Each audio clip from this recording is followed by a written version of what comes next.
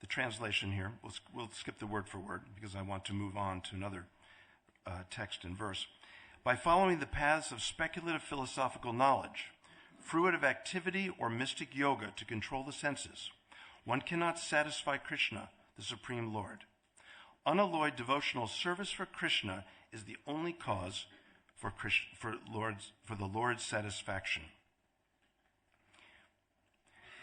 I'm going to say a little bit about this and then move to the next verse. This one has no purport, but the next verse does.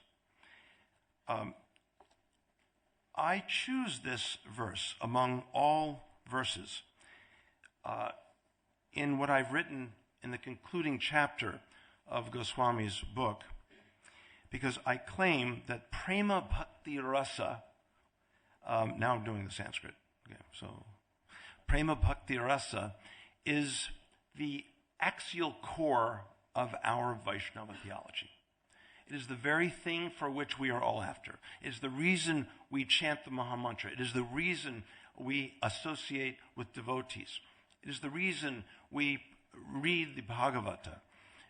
It is the reason we choose to live in a holy place. It's our raison d'être. Okay? Bringing a little French there. Wasn't too bad, was it, Dhananjay? Okay, good, thank you. So the idea here is that with the words prema bhakti rasa, each of these words, as I mentioned yesterday, so it's a little repetitive, each of these words, prema and bhakti and rasa, each of these are found over 1,000 times throughout the Chaitanya Charitamrita. Together as couplets, prema bhakti, bhakti rasa, or prema rasa, they're found hundreds of times. And the only time each of these words are found together as three is once in this very verse. So that is why I bring it out. And I claim in some sense that it is a kind of paribhasha sutra. That is to say, a singular instance of a powerful idea that is embedded in the way it affects everything else. It conducts, in some sense, our whole modality of thought in understanding our Krishna conscious practice. So I'll read to you what I wrote here in some sense to give a kind of purport to it, and then we'll move on. Let's see if I can find it.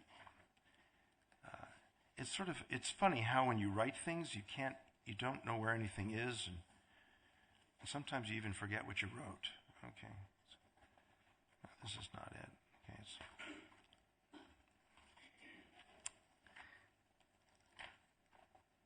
Okay, here we go. The core experience for which practitioners strive in this theology of love, what is envisioned and what is at the very heart of ISKCON's Prasthanatrayi sacred texts, I'm here referring to Bhagavad Gita, Bhagavat Purana, and Chaitanya Charitamrita, is most potently expressed by the singular appearance of a three-word phrase found in the Chaitanya Charitamrita, prema bhakti rasa. In the briefest fashion, the meaning of these three words taken together in this phrase may be understood as the following. With purest love, prema, it is the offering of the heart, bhakti, within the most intimate dance of love between two hearts within the divine, rasa. So the idea here is Krishnadas Kaviraj is saying that the dharmas of yoga and karma and jnana are simply not what bhakti is.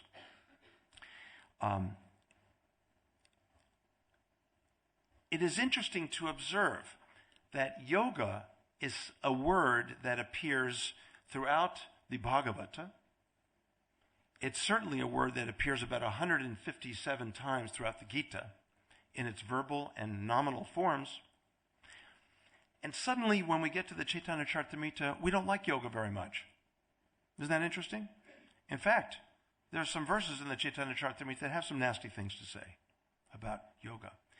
And what we need to understand about that and why there's a difference is because we need to understand it against the history of the development of yoga. You see, in the ancient period of yoga, which occurs prior to 800 BCE, we have a very serious meditative practice.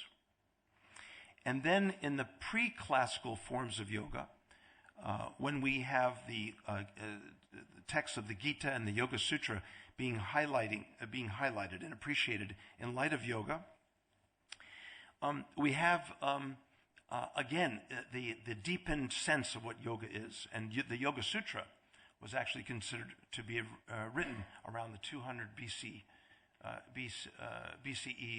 era. And this is where all the teachings of yoga and sort of the fruits of meditational yoga really came together. It's in the post-classical period. So then there's the classical period of yoga. And that's where we have the commentaries to the Yoga Sutra and so on. But then we have the Hatha Yoga Pradipika arising there. And this is the manual where suddenly asanas start becoming kind of important. The ability to twist your body into some kind of contortion, and this somehow is a great accomplishment. And by the time the medieval period comes, when the Chaitanya Charitamrita is written, in the post-classical era, in a way, yoga sort of took over in a more superficial fashion, and people were being satisfied with rather superficial achievements in yoga. A little bit like the way yoga came to America in the 60s, it started off being very meditational. And now it's just all asana. All asana.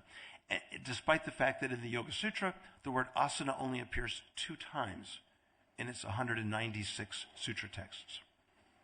Jai Shri Radha Govinda.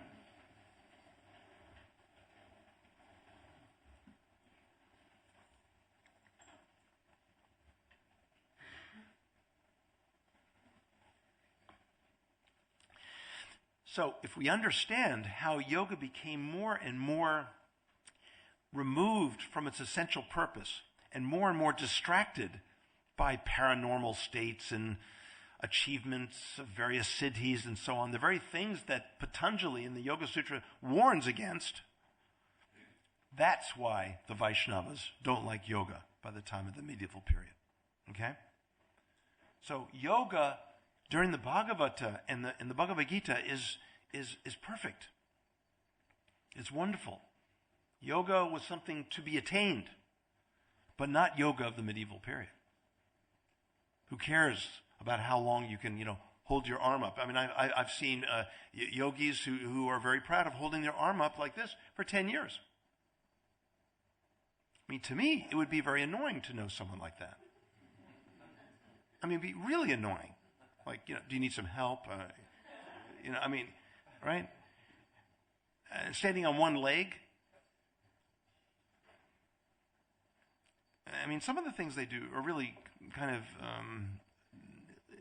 at the very least, weird and some things disgusting. So this is not really the goal of yoga. The goal of yoga is to meditate deeply on the Supreme. That's the goal of yoga. And that is what is emphasized in the Bhagavad and in the Bhagavad Gita. Now, of course, yoga and bhakti really became announced in the Bhagavad Gita. Prior to the Bhagavad Gita, really, we don't have a lot of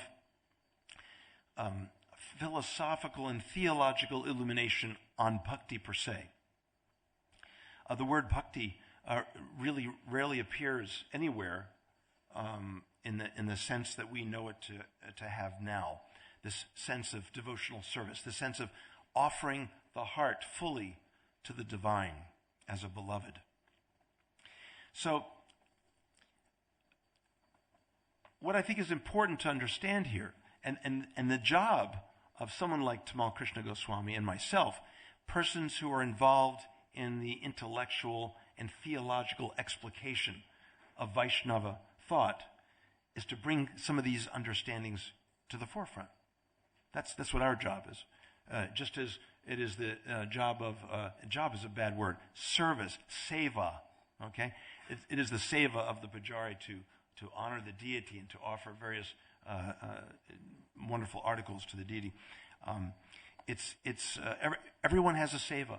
And so Tamal Krishna embarked on this kind of seva, of delving deeply into not only the philosophy and theology that Prabhupada brought, but to understand it in light of world thought, to bring it into conversation with world thought, not to remain isolated from world thought, but to bring it into conversation, into dialogue with world thought.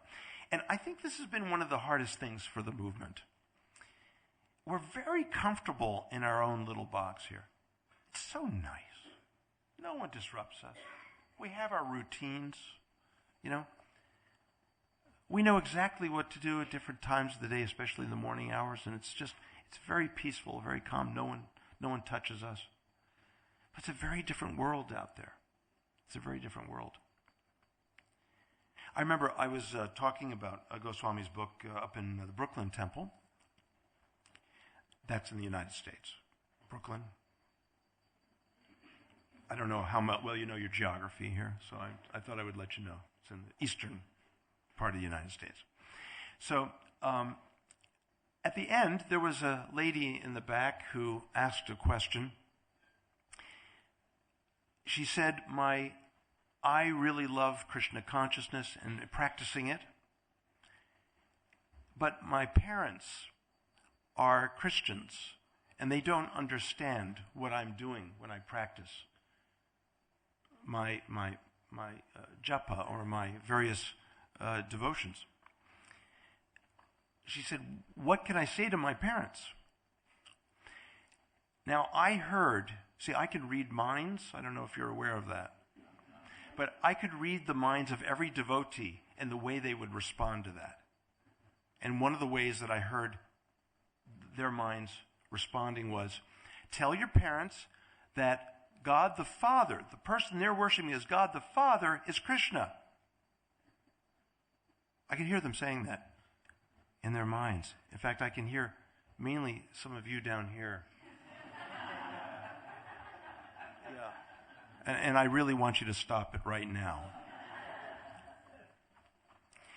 And in fact, the proof that I was right is the temple president was surprised to hear, Ram Bhadra has been there forever in Brooklyn. Anyway, he was surprised to hear my answer. And in fact, confessed that that's what I thought you were going to say, something like that tell them that we're worshiping the same God and God the Father is our Krishna. My response to the young lady was, why don't you ask your parents what it is that they love so much about their God? Ask them. Find it. And be sincere about it. What do they love so much about their God?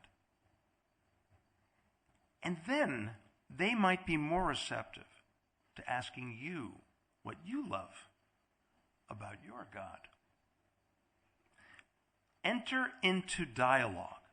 Don't stay isolated. To tell another person what they believe in, what their vision is not a good idea.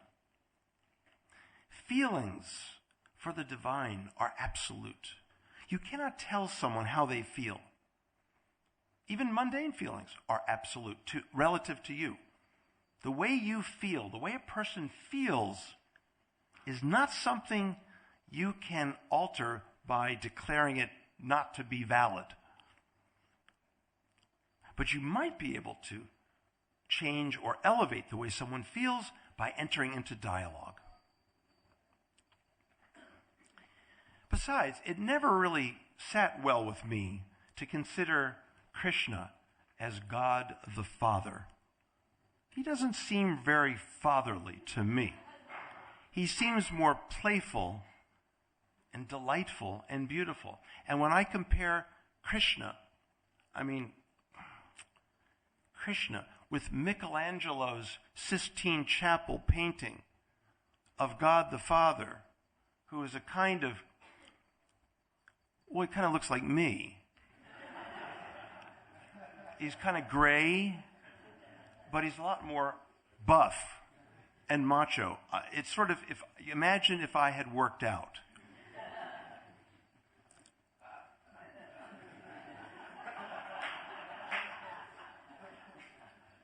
By what, Ashray, if you would keep your laughter a little bit.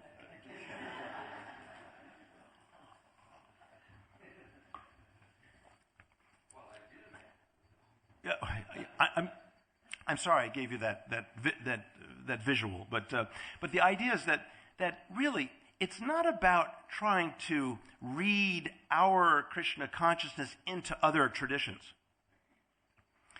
It's about connecting with other people's hearts. And this is the way we will affect others in such powerful ways with what it is that we have to offer. It's not a question of, in some sort of false authoritative position, saying that you know better what they believe in than what they know. There's some hubris involved in that. So it is our job as doctors, and I don't mean PhDs here, but doctors of the heart. We're here to heal others' hearts. We're here to be shelters for other people's hearts. You know that strange thing we chant, right? When sometimes we see each other and we go, Vancha kalpa, kalpa taru. A Vaishnava is supposed to be a kalpataru, a desire tree. That means, theoretically, when you see a Vaishnava, you could ask him or her for anything, and somehow they will satisfy you. A kalpataru. Okay? And then it gets worse. Kripa Sindhu. I'm happy if I can eke out a puddle of kripa for anybody. But Sindhu means an ocean of mercy, of grace, of compassion. So these are the things that we must display. Not, a doctrinal insistence on what others believe or say and so on. Not a position from which we are somehow able to judge others. We're here to appreciate the way people's hearts are placed, and then to come into dialogue with that. Actually, there's a beautiful passage by St. Augustine in his book called The Confessions, and he starts out by saying, what do I love when I love my God? And he goes on to say what it is. And in that mood, we should also be saying, what is it that we love when we love our God? Mahaprabhu Gauranga's mood also was very much in that way. He would go and meet people of all kinds of faiths, and he would engage in dialogue with them. And of course, he would offer his own thinking. Of course, we can't all do what he did. I mean, when he came across Sarvabhauma Bhattacharya, he sat there for, I think it was 7 days, right? 7 days, 7 nights, and just listened. I mean, talk about real hearing and patience and compassion. 7 days and 7 nights. I don't think I could do it. I could do 7 hours. The university sort of trained me to sit there for 7 hours. So it's possible for me to sit for 7 hours, but 7 days and 7 nights, I don't recommend that for anybody. But the point is, that Shravanam process is to hear not only the Maha Mantra, but to hear Krishna speaking through others, and to be able to respond to Krishna through others' hearts. To worship at the altar of the hearts of others. Because remember, Krishna, we understand that Krishna is in everyone's heart, so why not worship at that altar as well as this altar? I think the whole point of this altar is to recognize that there are innumerable, unlimited altars at which we can worship. Now, this is not to say that you go for a walk and you stop everyone and say, excuse me, I would like to worship at the altar of your heart right now. Would you stand still? I would like to perform puja right now. And you have your little puja kit. It's not quite like that, but it all happens in here. Take your puja kit in here and offer that in so many ways and with so many words. So I'd like to move to the next verse after 1775. It's 1776. That happens to be the year that the Americans won the Revolutionary War. I'm sorry, I couldn't help but bring that up. I didn't pick this verse because it was 1776. It just happens to be that. It's not really my fault, but I just wanted to bring that out. The next verse happens to be a verse from the Bhagavatam. The Supreme Personality of Godhead, Krishna, said, "My dear Uddhava," the 11th canto,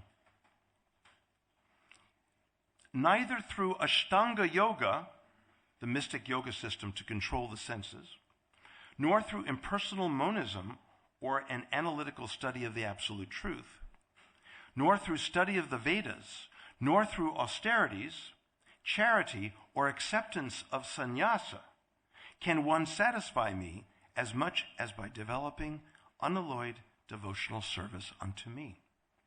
Purport. Karmis, Gyanis, Yogis. So here he's referring to the previous verse, right here. And Tapasvis, and students of Vedic literature who do not have Krishna consciousness simply beat around the bush and do not get any final profit because they have no clear knowledge of the Supreme Personality of Godhead. Nor do they have faith in approaching Him by discharging devotional service, although everywhere such service is repeatedly emphasized, as it is in this verse from Srimad Bhagavatam 11:14-20. The Bhagavad Gita 1855 also declares, one can understand the Supreme Personality as He is only by devotional service or bhakti. If one wants to understand the Supreme Personality factually, he must take to the path of devotional service and not waste time in profitless philosophical speculation, fruitive activity, mystic yoga practice, or severe austerity and penance. I think that's my mother. Tell her I'll call her back later. Elsewhere in the Bhagavad Gita 12:5, the Lord confirms, "For those whose minds are attached to the unmanifested, impersonal feature of the Supreme, advancement is very troublesome." People who are attached to the impersonal feature of the Lord are obliged to take great trouble, yet nevertheless they cannot understand the absolute truth.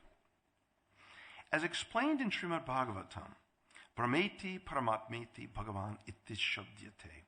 Unless one understands the Supreme Personality of Godhead, the original source of both Brahman and Paramatma, one is still in darkness about the absolute truth. Now, here we have to be very mindful here of the way Prabhupada speaks and the way we should speak. We should not be imitative of Prabhupada. But Prabhupada always said, speak according to your realization. Now, a realization shouldn't be, I should just imitate my spiritual master. That's not a realization.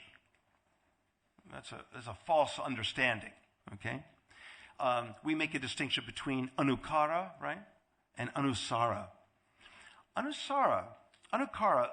Kara comes from kri, to follow by making or performing as if you were Srila Prabhupada. Whereas anusara means following by something that flows from Prabhupada to us and the way we digest it and understand it sincerely and then offer it to others. So the difference, anukara, anusara. So Prabhupada can be pretty strong. His words could be strong. And you have to remember that Prabhupada was coming out of a milieu in India where, that had to be. That kind of strength had to be there. And for Prabhupada, that was fine. And anyone who saw Prabhupada and witnessed Prabhupada speaking to others, he could get away with almost anything. Isn't it right, Dhananjay? Right? And that's Rupa Vilas over there, isn't it? Yeah. Is that right, Rupa Vilas? He could really say, he could say, he had a certain aura about him. But we're not to imitate. Preach or teach according to our own realization of what's truly said here for you. And that will sink into people's hearts. There's a big difference, Someone comes to the Sunday feast. Today's a Sunday feast, right? So someone comes to the Sunday feast, and a devotee walks up to them and say, look, Srila Prabhupada is a pure devotee, and you should stay here and worship Krishna according to his instructions. Now there's some good preaching right there. But wouldn't it be better to come up to such a person and say, I have accepted Srila Prabhupada personally as the greatest teacher in my life. I have learned so much from him. And I love what he has given to so many people. And therefore I want to serve the society he began. So I hope you're comfortable here. Is there anything I can get for you? Or any questions that you may have? What a difference. See, no one can fight you on the way you feel and experience Srila Prabhupada. But if you insist that Prabhupada is a pure devotee, first of all, who are you to declare that? Are you the arbiter and definer of pure devotiness and have thus declared Prabhupada a pure devotee for that person? Wow, I'd like to meet you. It's the kind of thing that can be refuted. When we state facts, facts can be argued against. And that's okay. There's a place for that. But no one can argue against what you've experienced from Srila Prabhupada. And that is far more powerful. So we need to really offer from the heart what it is that we love so much about our Krishna conscious practice. And if you don't know what you love so much, you should really think about what it is that you do love. Because that's really the thing that you have that is most precious to offer to others. So here in Goswami's book, A Living Theology of Krishna Bhakti, Tamal Krishna Goswami was doing something that was very, very difficult. Here was his spiritual master, the person whom he gave everything for. And he worked very closely with Srila Prabhupada. Here he was to be now in the position of a scholar to, in some sense, analyze his spiritual master's teachings. A very different position from which he would normally work in relation to Srila Prabhupada. So this was a great challenge. In a way, it was a kind of risk. You don't quite know what's going to come out, and that's part of scholarly inquiry. You look into something deeply and thoroughly and analytically, and you're seeking, truths about the subject matter. So there's a certain kind of risk involved in that. But what came out was something that even more deeply connected Goswami, I feel, to Srila Prabhupada and in his relationship with Srila Prabhupada. There were sides of Srila Prabhupada that he got to know that perhaps otherwise he would have remained unknown to him had he not conducted such a study. So this is the value of the sort of thing that I engage in, that Goswami is engaged in, and devotee scholars like myself, who've gone through frankly, the hell of academic training. I think it's a test of endurance half the time. It's no easy thing to do. I mean, I remember changing from the University of Chicago to Harvard University, and the shift was a little difficult for me because I had taken Sanskrit at Chicago, and they did it differently there than at Harvard. And so when I came to Harvard, it was very, very difficult. And in fact, Harvard is known for its brutal way of teaching Sanskrit. No one teaches it anywhere else like that. They do there. And I don't recommend it. It's horrible. It's downright abusive, intellectually abusive. But I remember that the final exam came up. And I had a young child, infant back then, and he had colic. This means that he cried all night because of stomach pains, right? And so the only way to appease him would be to pace back and forth and walk him, right? This is the night before my exam. So my wife and I would take turns every hour walking this little baby human.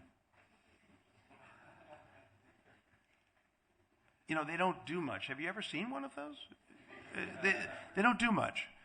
They either smile, look sort of with a blank expression, or cry and eat. It's pretty much their life, okay? So pacing back and forth the night before. What did I do in preparation for this exam? At Harvard, you can't use a dictionary or a grammar. You have to simply read the Sanskrit. And then you're graded or degraded. It's a horrible nightmare of an exam. No dictionary, no grammar, no nothing. You go in straight, right? And in preparation for this, I literally had 5,000 flashcards that I would go through for days. And I remember I had a whole room set up. The 5,000 flashcards started on the left. I pick up certain piles, and as I really felt I knew them, they'd go on the right side of the room.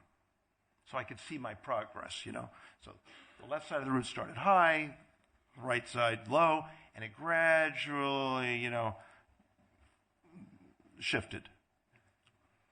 But all that seemed to go out the window, and I'm like, you know, up all night walking this. So I go to the exam the next morning, and I'm in a total daze, kind of like I was yesterday in Bhagavatam class, right? So I come, and I'm a little early. I'm so afraid of getting stuck in traffic that in Cambridge traffic, America, Cambridge traffic is a little tricky.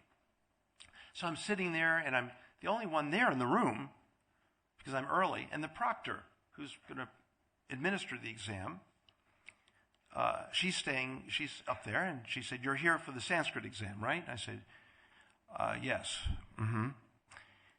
And she said, "Sanskrit, that's a pretty tough language, isn't it?" I said, "Yes." And I just was thinking, you know, I need a boost here, you know. She said, "Well, the only Sanskrit I know is Hare Krishna."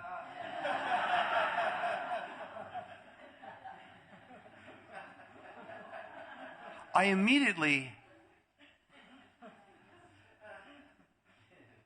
I could feel my spine become erect, a kind of energy flow throughout my body, and my mind became sharp, and I aced the exam because of her. I looked all over campus for her after, you know, the week I found out and to try to thank her, but, you know, it's a large institution. So, little ways Krishna popped in just in time, right? But going through the academic process is very, very difficult. Someone asked me the other day, so how do you go through such rigorous training and keep up with your devotional life? I say, well, your morning program is very boiled down to chanting. And, you wouldn't believe how fast you can go through the Gauravashtakam. It's a rigorous program. And it is a lot of austerity, a lot of tapas. But there are, little blessings that you can find along the way. It was the Chaitanya Charitamrita on which I focused for my first master's thesis. By the way, my 2 other master's degrees are still for sale. I have not gotten any takers yet for that, but I'm just putting that out there. So that was the thesis that Srila Prabhupada saw, and that was on my way to Cambridge. And I wrote to Prabhupada on the insistence of Satsvarup Goswami. He insisted that I write to Prabhupada, and I kept telling him I don't want to, because Prabhupada is very ill right now, and I don't want to bother him. But he insisted that I do so, and eventually, frankly, I did so because I got tired of getting these nasty letters from Satsvarup. So I finally did, and Satsvarup wrote me back saying that Prabhupada would have written, except that he was he was on his back. This was about 2 months before he left this world. And so Prabhupada appreciated this intellectual pursuit. He wanted our devotees, some of them, a few, it's not for everyone, not even for some of us, it's only for a few of us who are able and willing to go through this kind of process. But what Goswami has done here, he has brought Prabhupada into a dialogue with world thought. And that's the great thing. And with a press like Oxford University Press, New York, which is considered even better than the one even in Oxford, because the distribution is much wider, and of course it's American. No, cancel that. Strike that, okay? Strike that pro-American sentiment. It sometimes slips out. In any case, Oxford University Press was exactly the press that Goswami wanted to have his book published with because of its recognition. And it's like the other good presses, like Columbia and Yale and Princeton and California. And so it is unquestionably a work that will command attention from the best scholars in the field, and it already has. So Goswami is really an example for all of us, not just for those in the academic setting and trying to explicate the treasures of Vaishnava theology and philosophy, but it's an example of someone who, first, as I was saying yesterday morning, that seva comes first. Ashram not only comes very much second in the Vaishnava context, but ashram must conduce to that seva. It must, in some sense, enhance that seva. And if your ashram is impeding seva, change it. I was right there when Rupanuga did not want to be a sannyasi anymore. He felt he would be much more comfortable. And then, of course, the Gajendra, right, lila, can be invoked. Being more properly situated to serve is more important than sustaining an ashram artificially. And even in the Bhagavad Gita, there is only one verse that is repeated fully twice. Once in the 3rd chapter and once in the 18th chapter. The verse that says, better to perform your own dharma, right, imperfectly than that of another's perfectly. And this is repeated twice. It's the only verse, literally from top to bottom, that's repeated. A couple of other verses are repeated in part, but none like this. And here, dharma can be taken as a synonym for seva. So this is very important. We are not the International Society for Seva Maintenance. For ashram maintenance. We're here for seva. We're here for Krishna consciousness, and the reason we're conscious of Krishna is because we want to serve him. So, In talking about Goswami's contributions, we really need to focus also on his example, not just what he wrote. And the example can be inspiring, I think, for all of us, no matter what the seva. The ability to be able to go beyond what we have normally considered this sort of kshetra, the field, the kshetra in which we've moved. Stretch that kshetra. Move that field further. See, and that was Prabhupada's mood. We all felt it back in the day, right? We all felt Prabhupada stretching us, right? Just stretching us more and more and more. And it was, there may have been some strain, some exertion there, but I mean, it was extremely pleasurable to find out that you could be made to do things that you had no idea you could do. That was the amazing experience that we all felt back then. I'm sure many of us feel it now. But it means stretching that kshetra. But make sure that your ashram fits that and enhances it and conduces to that seva. There are many things that you will find interesting in Goswami's work. I begin the last chapter, and I'll just end with this and open up for any comments or questions. As I mentioned, it was a very odd seva for me to finish someone else's book. I can hardly finish my own. And to finish another person's book is even more difficult.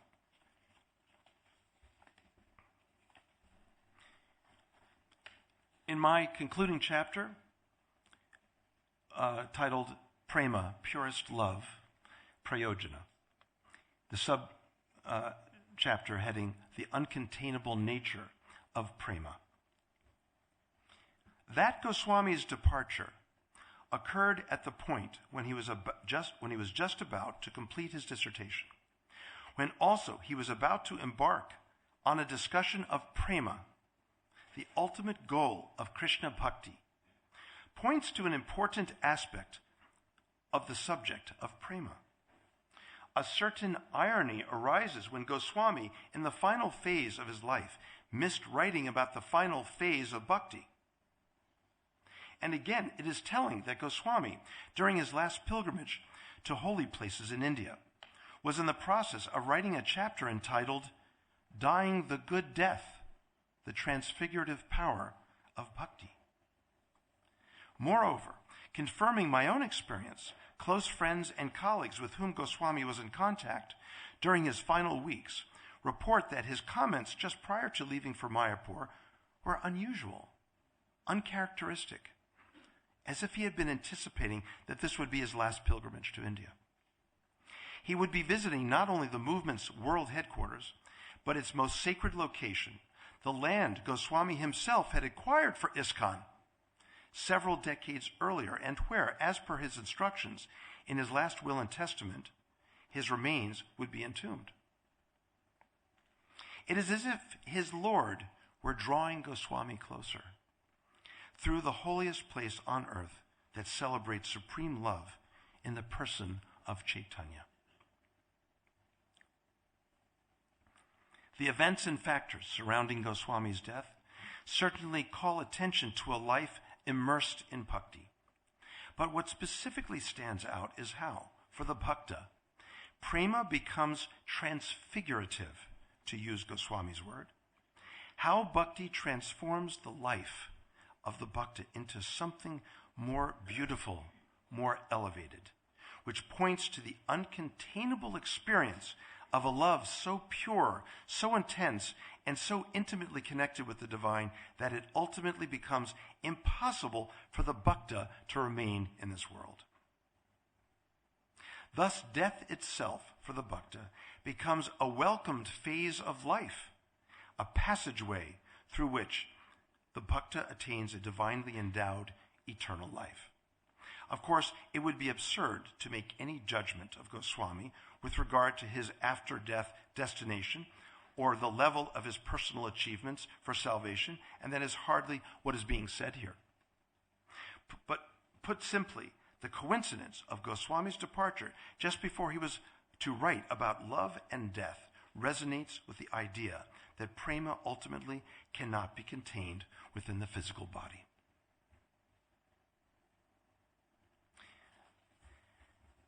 So for the bhakta, and again, Goswami's example, even in not finishing the book, sends a message to us that death is a passageway.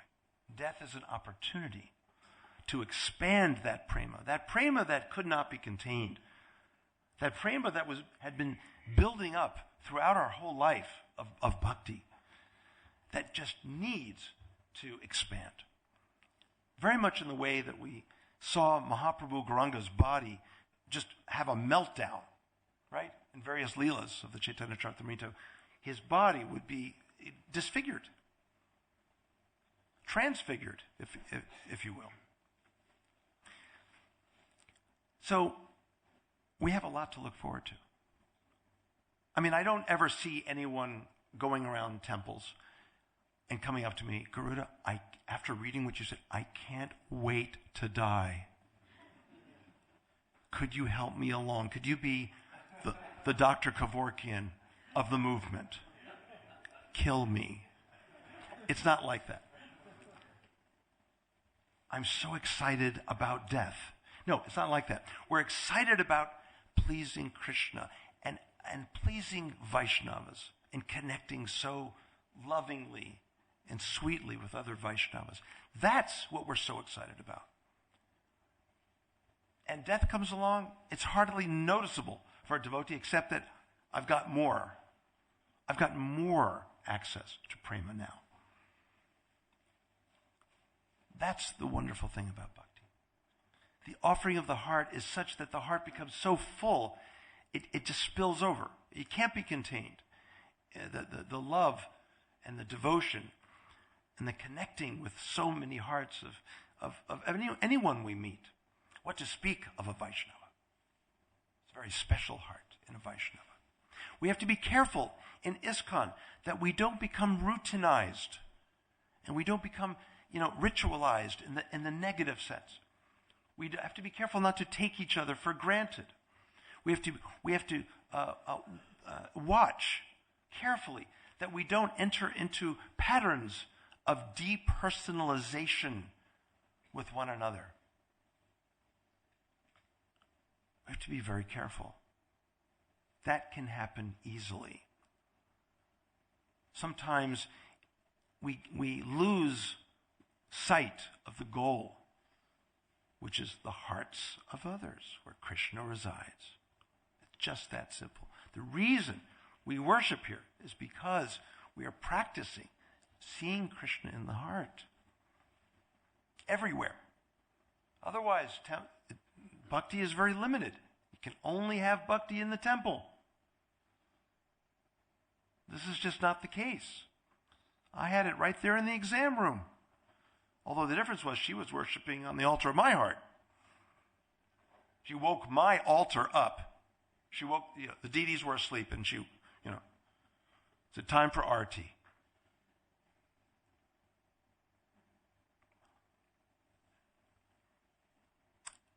I'll end by a little anecdote.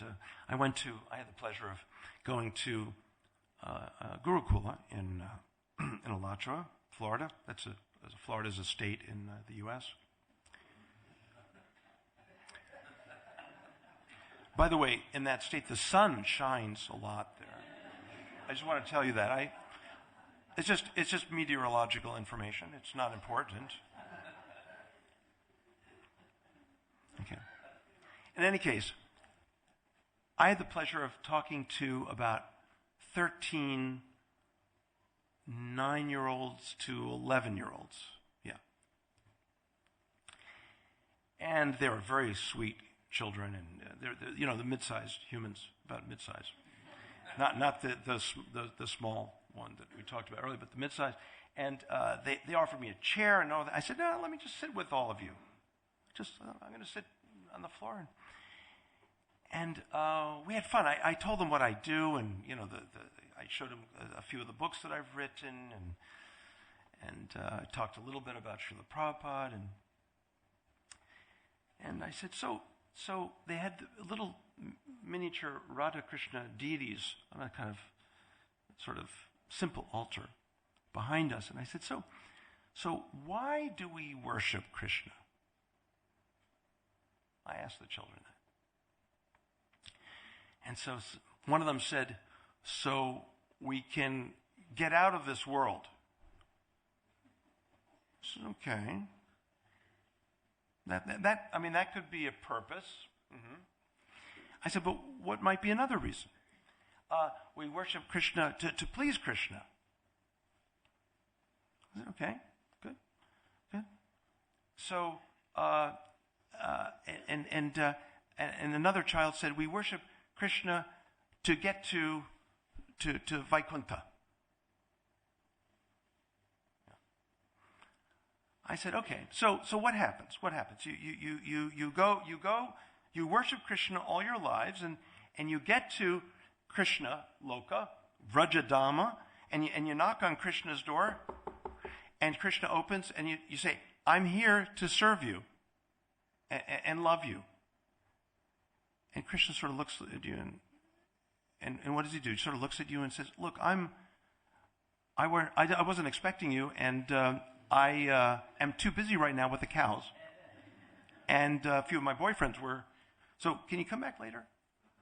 Is that what happens? And they all said, no, that doesn't happen. Well, then what happens? And why would he answer the door any differently? Why do we worship? Why do we serve Krishna? I kept trying to pull it out of them.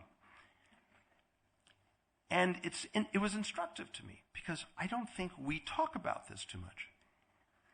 We worship Krishna because Krishna longs for us. He loves us. Once I said this to a colleague in the academics. He said, oh, well, that's no big deal. Jesus loves us too. I said, yes, but there's a threat with that one.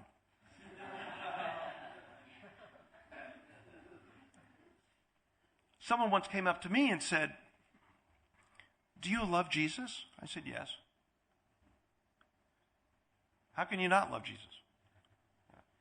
Well, that's good, because if you didn't, do you know what kind of suffering you might, I said, whoa. And she asked me, did I know what suffering was like? And I said,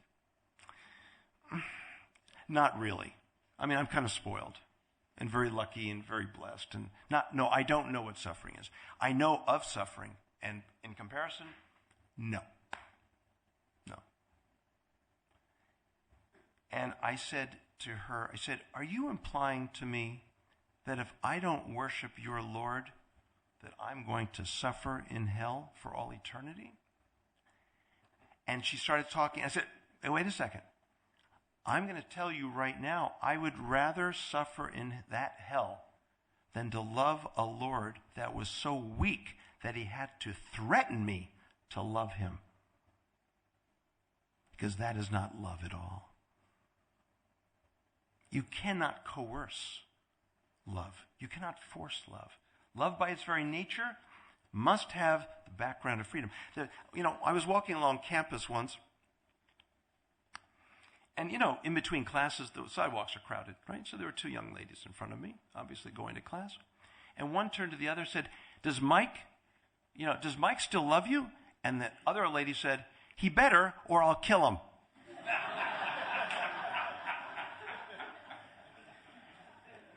Do you have any idea how this affected me?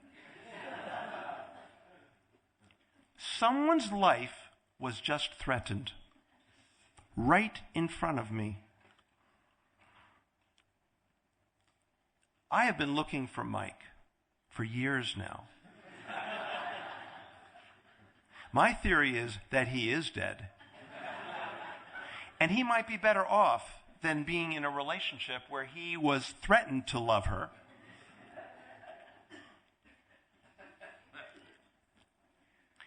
Krishna is not a judging God. He is not a condemning God. He is not a coercive God. He waits in eternity for us to turn to him and to love him. Govinda and I were talking at breakfast the other day.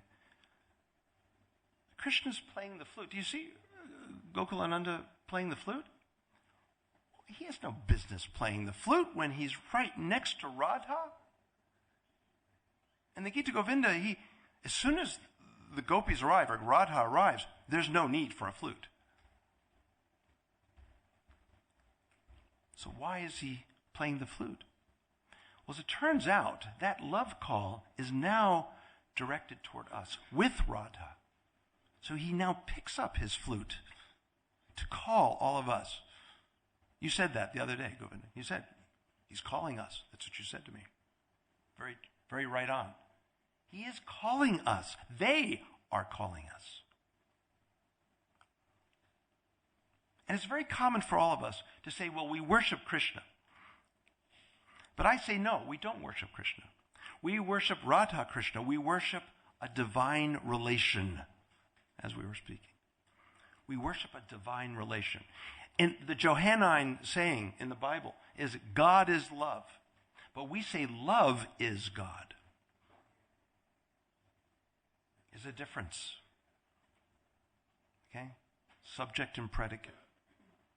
Love is God. And we are the ones who are blessed to have that gift and to offer that gift to the world. So this book is one way that this is offered. And I talk about all of this in the concluding chapter. I've said way too much here. Let me just open for I don't know exactly the schedule. Do we have time for comments or questions?